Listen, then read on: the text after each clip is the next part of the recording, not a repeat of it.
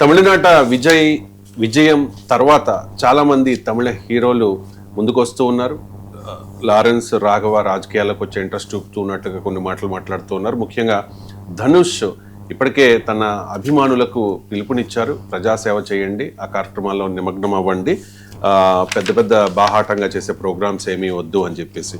So అంటే చాలా మందికి ఇన్స్పిరేషన్ అనుకోవాలేమో విజయ్, అంతే కదా. ధనుష్ పొలిటికల్ ఎంట్రీ ఏమంటారు మీకు? అంటే యాక్చువల్గా ఉమ్మడి ఆంధ్రప్రదేశ్ లేదంటే విడిపోయిన తర్వాత ఆంధ్రప్రదేశ్ తెలంగాణ రెండు తెలుగు రాష్ట్రాలు కాబట్టి ఇక్కడ పోల్చుకుంటే తమిళనాడులో సినిమా పాలిటిక్స్ కల్చర్ చాలా ఎక్కువ.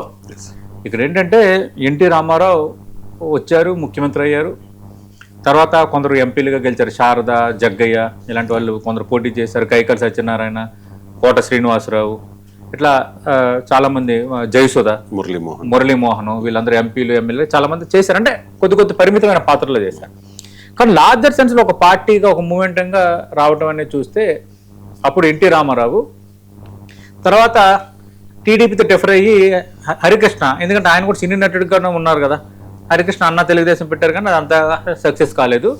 మధ్యలో ఒకరిద్దరు చిన్న చితక పార్టీలు పెట్టినా అవి క్లిక్ కాలేదు. మళ్ళీ చిరంజీవి 2009కి ముందు ప్రజారాజ్యం పార్టీ పెట్టడం అనేది తర్వాత బిగ్ మూవ్. తర్వాత ఆ పరిణామాల క్రమంలో ఆయన కాంగ్రెస్లో విలీనం చేశారు. తర్వాత సినీ నటుడు పవన్ కళ్యాణ్ డిప్యూటీ సీఎంగా ఉన్నారు, ఆయన జనసేన పెట్టారు, ఆయన కొంత స్ట్రాంగ్ హోల్డ్ తీసుకున్నారు పాలిటిక్స్లో, డిప్యూటీ సీఎం అయ్యారు, అటు ఎన్డీఏలో అక్కడిక్కడ అధికారంలో ఉంటే కారణం అయిపోయారు. అంటే ఆంధ్రప్రదేశ్లో ఇది కొంచెం పరిమితంగా చెప్పుకునే అంశమే, ఒక 4-5 ఇన్సిడెంట్లే. బట్ తమిళనాడుకు వచ్చేసరికి చాలావి అంతకు ముందున్న ఎంజీఆర్ నుంచి తర్వాత మనం చూసాం జయలలిత, కరుణానిధి, వీళ్ళందరూ కూడా రాజకీయంగా సంబంధాలు ఉన్నవాళ్ళే. విజయకాంత్ పార్టీ పెట్టారు, ఆయన కొంత సక్సెస్ అయ్యారు ఒకనొక టైంకి. ఆ తర్వాత మనం చూసాం నటుడు శరత్ కుమారు, తర్వాత కమలాసన్ ఒక పార్టీ పెట్టారు. ఇట్లా ఏంటంటే కొందరు పార్టీలు పెట్టడము, అక్కడ రాజకీయాలు ఇన్వాల్వ్ అవడం అనేది అక్కడ అంటారు కదా నిత్యకృత్యం అంటారు కదా, అంటే నిత్యం జరిగే పరిణామం అది పాలిటిక్స్ సినిమాకి. కానీ మనకి కరుణానిధి, ఎంజీఆర్ ఇది తర్వాత జయలలిత ఈ ఎపిసోడ్స్ తర్వాత నేరుగా ఒక పార్టీ పెట్టి అధికారంలోకి వచ్చే స్థాయికి ఎవరు చేరలేదు. విజయకాంత్ కూడా ఒకనొక టైంకి ఒక 25 మంది ఎమ్మెల్యేలతో సెకండ్ హైయెస్ట్ పార్టీగా ఉన్నారు. ఎందుకంటే ఆ ఎన్నికల్లో డిఎంకే ఘోర ఓటమి నేపథ్యంలో ఆయనకి ఛాన్స్ వచ్చింది జయలలిత ముఖ్యమంత్రిగా ఉన్నప్పుడు. కానీ మళ్ళీ సినీ నటుడు విజయ్, సూపర్ స్టార్ విజయ్ ఒక పార్టీ పెట్టడం, అధికారంలోకి రావడంతో మళ్ళీ తమిళనాడులో రాజకీయాలు మళ్ళీ పాత స్థాయిలాగా ఒక్కసారి ఊపందుకున్నాయి.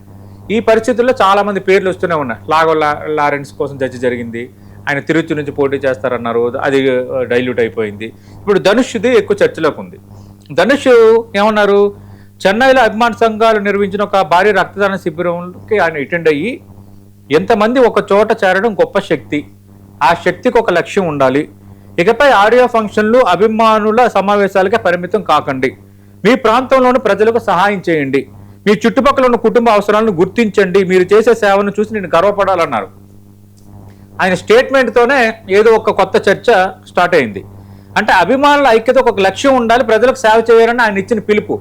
అంటే అభిమానుల ఐక్యత ఒక లక్ష్యం ఏంటి అంటే ఇండైరెక్ట్గా రాజకీయాల్లోకి రాబోతున్నారా ఏమో, రావచ్చు. ధనుష్ కూడా ఆయనకు ఉండాల్సిన ఫాలోయింగ్ ఉంది, ఆయన కూడా రావడంలో తప్పే ఉంది. విజయ్ వచ్చిన తర్వాత ఆయన రావడంలో తప్పే ఉంది, వచ్చే అవకాశం కూడా ఉంది. ఇంత లార్జర్ సెన్స్లో కాకపోయినా వచ్చే అవకాశం కూడా ఉంది. దానికి కొంత ఊతం ఇచ్చేలా మనం చూస్తే ధనుష్ అభిమాన సంఘం ఒక కొత్త జెండాను కూడా ఆవిష్కరించింది కొద్ది రోజుల కిందట. అలా జెండాలు ఆవిష్కరించొద్దని ధనుష్ కానీ ధనుష్ పిఆర్ టీం కానీ అక్కడ డినై చేయలే. అంటే ఒక జెండా ఆవిష్కరించటము, గతంలో ఎప్పుడూ లేని విధంగా అభిమానులను ఉద్దేశించి ఈయన మాట్లాడటం అనేది చూస్తుంటే ఖచ్చితంగా ధనుష్ కూడా ఒక రాజకీయ పార్టీ పెట్టాలని అనుకుంటున్నారు. విజయం చూసిన తర్వాత ఆయనలో కొంత ఊపేత వచ్చింది. ఆయన కూడా పూర్తి స్థాయిలో కాకపోయినా కొంత పార్ట్స్కి పరిమితమయ్యేలా ఒక రాజకీయ పార్టీని ఫ్లోట్ చేయడం అనేది కొంత ఖాయంగా కనిపిస్తోంది. చూద్దాం మరి ఆయన ఎంతవరకు సక్సెస్ అవుతారు, ఎంతవరకు ఆయన గ్రాఫ్ కంటిన్యూట్ అవుతోంది. ఇప్పుడు తమిళనాడు పాలిటిక్స్ మారాయి, ద్రవిడ్ పొలిటికల్ ఫినామినాస్ నుంచి నేరుగా పబ్లిక్ ఒపీనియన్ పాలిటిక్స్ ఫినామినాస్ వైపు మారాయి కాబట్టి చూద్దాం. Let us wait and see what will happen.